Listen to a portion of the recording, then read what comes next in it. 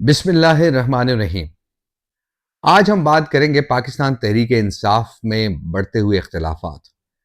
D G I S P R کی press conference کے بعد جو حالات اس وقت ہمیں نظر آ رہے ہیں اس میں ہم یہ دیکھ رہے ہیں کہ پاکستان تحریک انصاف میں بڑے پیمانے پر دراڑ پڑ چکی ہے اور باقاعدہ طور پر ایک دوسرے کے خلاف بیان بازی کا جو سلسلہ ہے وہ شروع ہو چکا ہے۔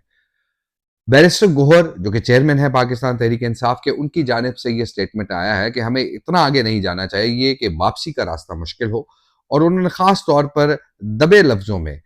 وزیر اعلیٰ خیبر پختونخوا سہیل آفریدی کو تنقید کا نشانہ بنایا ہے۔ لیکن دوسری جانب جو سہیل آفریدی ہیں انہوں نے بیرسٹر گوہر پر ڈائریکٹلی اٹیک کیا ہے۔ انہوں نے کہا کہ اگر بیرسٹر گوہر کے بس میں ہوتا تو آج ایک مہینے تک عمران خان جو ہے وہ قید تنہائی میں نہ ہوتے اور ان سے ملاقات کروائی جاتی۔ لیکن اب یہ ملاقاتوں کا سلسلہ بند ہو چکا ہے مکمل طور پر، کیونکہ D G I S P R کی پریس کانفرنس کے بعد حکومت نے کچھ ڈیسیجنز کیے ہیں، اور ان ڈیسیجنز میں باقاعدہ طور پر یہ بتایا گیا ہے کہ عمران خان سے اب کسی کی ملاقات نہیں ہوگی، کیونکہ وہ قیدی ہیں، وہ سزا یافتہ مجرم ہیں۔ یہ حکومت کا موقف ہے۔ اور اس کے بعد ہم نے یہ دیکھا ہے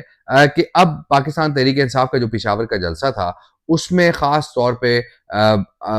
جو D G I S P R ہیں ان کو تنقید کا نشانہ بنایا گیا، اور اس کے بعد جو ہے جو حکومت ہے اس کو تنقید کا نشانہ بنایا گیا۔ لیکن ہم دیکھ رہے ہیں کہ جو ہمیں ذرائع سے یہ معلومات ملی ہیں کہ حکومت نے اب اپنی جو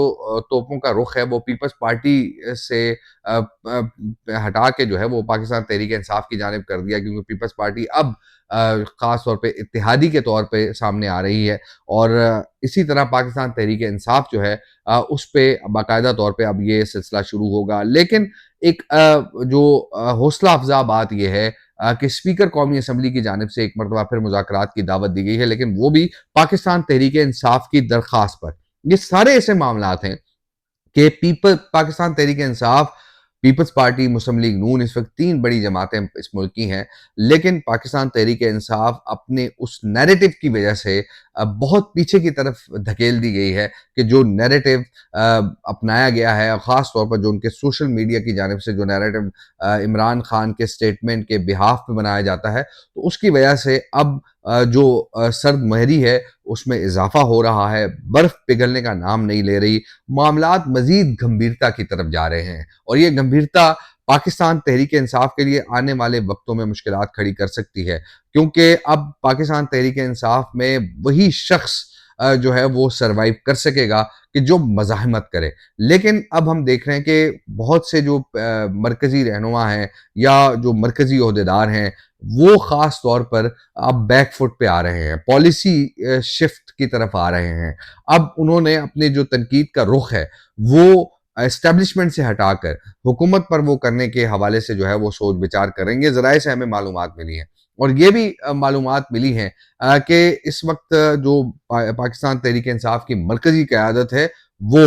اور جو صوبائی یعنی خیبر پختونخوا کی قیادت ہے جس میں سی ایم خیبر پختونخوا ہیں، ان کی جانب سے اب ان کے اندر جو اختلافات ہیں وہ مزید کھل کر سامنے آ رہے ہیں۔ آئندہ آنے والے دنوں میں اگر یہی اسی طرح کے معاملات رہے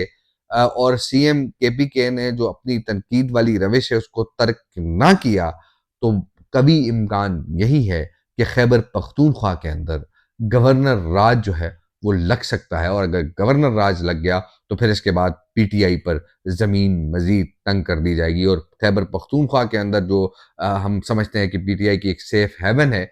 وہ بھی ان سے چھین لی جائے گی، اور یہ وہی سیناریو بن جائے گا جو کہ ہم نے دیکھا کہ جب عمران خان نے پنجاب اور خیبر پختونخوا کی اسمبلیاں توڑی تھیں اس کے بعد حالات مختلف ہو گئے تھے۔ اب پھر اسی طرف ایک معاملات جاتے ہوئے ہمیں نظر آ رہے ہیں۔